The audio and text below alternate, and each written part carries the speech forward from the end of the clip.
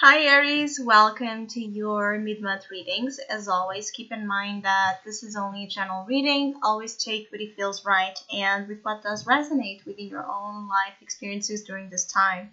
If you would like a personal reading with me, please contact me through the email I put in the description box below. For the month of October, I have 2 special discount readings going on and available. And if you would like to know more details about those special offers or any other of my tarot services, just email me. Or if you would like to donate and support my channel, you can also do so by following the PayPal link, which is also down below, and as well my Facebook and Instagram page.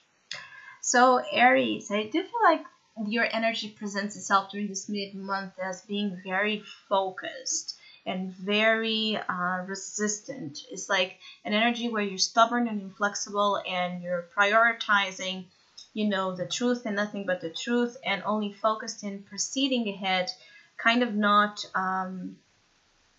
listening or really taking that deep look into your emotional states. I feel like some of you want to be free from certain emotional drama or chaos or confusion that you have been experiencing. Is like wanting to move beyond what you don't know, moving beyond the fog, wanting to clarify your own self and circumstances in your life that you have been kind of in a long wait to clarify. I feel like some of you might be actually hurt and displeased and angry or angered by something that didn't happen or something that didn't manifest. It's something that you have been patient and kind about, something that you really have tried your best to make it happen. And it could be that you're giving up or thinking about giving up something that is just like a waste of time. Some of you could be as well considering, again, your priorities, where to invest your energy, your thought, your emotions, your drive.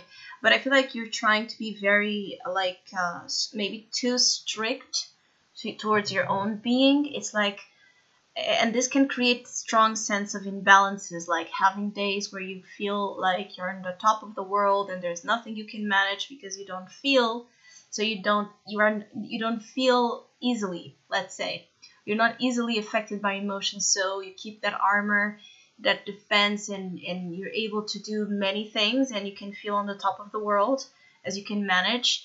But other days, inevitably, you will be still pulled in a way to deal with what you are avoiding. I feel like some of you are avoiding the emotional here transformative process of release and forgiving as well. I feel like some of you are being called to be a little bit more, easy on yourselves and others. Like you're hurt, you're suffering, but it doesn't add to the process that you hold in a certain way to bitterness or resent. It's like it's not aiding your own being in a way to evolve from what has been disappointing. Because I also feel like more than anything, what is showing up here for the majority of you, and keep in mind this is only a general reading, is disappointment, like a sense of frustration. And again, maybe having a hard time forgiving your own self because you have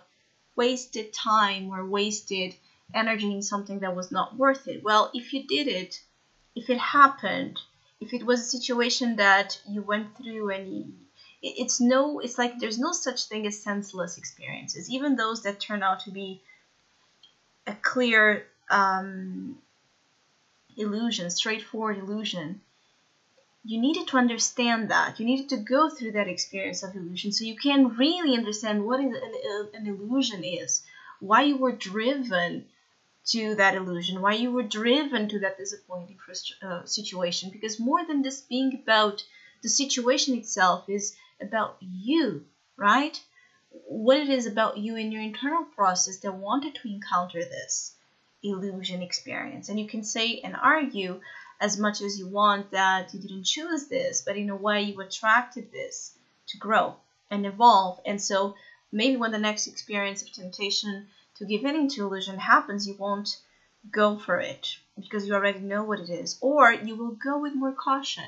You will harness from whatever this experience is. And I feel like for some of you it's a long one because the Seven of Pentacles is here, and so it's in your challenge. So in the Seven of Pentacles, usually it's a card that talks about a long wait. It's a card of patience, frustration, and some things working out, some seeds you have planted blooming, and others not, and needing to reassess your strategy, right? Needing to plant new seeds of inspiration, of material prospect, of dynamics within future relationships, trusting tomorrow, trusting that tomorrow will be different from what you have encountered in the yesterday. Now, I do feel that you need to turn more this energy on the inside and be vulnerable with your own being. Allow yourself to be vulnerable, to cry, to grieve, to be lost and confused, to allow time within your process to be both strong, as the Queen of Swords likes to be equipped with what you need to be equipped, all the tools you need to survive and keep moving forward. But the problem with this Queen of Swords is that she, due to the hurt that she experienced, she can become like an ice character where she's unable, right, to receive feelings. She's unable to feel. She's unable to emotionally engage with her own needs, and that causes severe harm as well. So I just feel like, and if this is not about you, Aries, this could be that you are dealing with someone with an attitude towards you in which you are being kind of asked to have a lot of patience, like to be wiser than the beast, because that's your advice. So you're being called to be wiser than the beast. Now, the beast could be your internal beast that's making you act out in ways that maybe are not the best for you and others, or it could be that if you are suffering from attack, right, or from an attitude from an outsider or an outside energy, to know that putting your mind in the right place, right, your mind over instinct, you can win this, and you can even win the affection of the beast. So this is very interesting. It's like, is that saying that you catch bees with honey, not with vinegar, right? Or things come to you more easily and maybe easiest in the easiest way than what you think they can come right now if you show it double extra doses of love and care. If you fight fire with fire, I feel like it can backfire to you, at least as it's shown now. But if you show the adversary, even if the adversary is you and your shadow, more love, the more they scream and they're full with fury and rage towards you, is not to allow abuse, no, but to protect and shield yourself, your space, your energy against this hostile energy with plenty of light and love around you. Infuse and give love to the situation, even if it's a situation that, it's making you crazy. I do feel like some of you, this could be dealing with relationships relationships where there's this mixture of anger, and attraction, a lot of even sexual attraction here, like a lot of drive to intimately connect with someone, but at the same time somehow resisting that because of hurt feelings. Maybe someone wants to be in a sexual relationship with you, or in a, let's say, in an affair of some sort, something that you don't feel like it's right and respectful to you and your feelings, and you might be resisting temptation.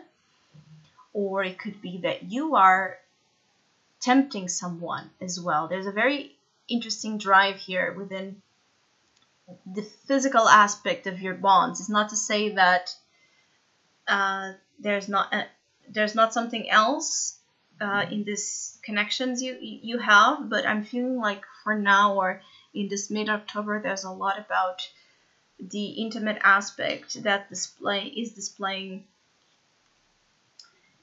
importance in what's happening with you and others. Like, I have to say, to a point where this physical energy can show up as, again, for some of you, to be cautious, to not engage in, again, abuse, verbal abuse, physical abuse, because I'm feeling here like the stakes are high for some of you Aries that have had enough. It's like temper tantrums, temper outbursts, temper flares can get physical, as I was trying to say. For others of you, though, be strong, be kind, be fierce as well. And, tap into that inner strength, tap into the inner brave soul you have to move forward with what has not been working, readdressing new strategies, right? But not losing your heart in the process, your soul, your beauty, your talent. Let yourself still be filled with hope and dreams, even if you're in need to maybe cultivate new dreams or new ways you go about achieving certain dreams and ambitions. It will all be okay. Just don't let life and even others that don't deserve this harden you, making you bitter or making you someone you're not. Because the Queen of Swords is not Aries, so the Queen of Swords belongs to the air suit. You are a Queen of Wands. You are fiery, passionate, creative, independent, filled with life and color and animation. The Queen of Swords, it's more mental, it's blunt, it's not flamboyant, let's say, as a real fire sign working with its energy can be. So I hope you have a great mid-month. Thank you so much for all of you that have been liking, sharing, subscribing, commenting, and donating to my channel, and please keep doing so. Hopefully we'll see each other soon.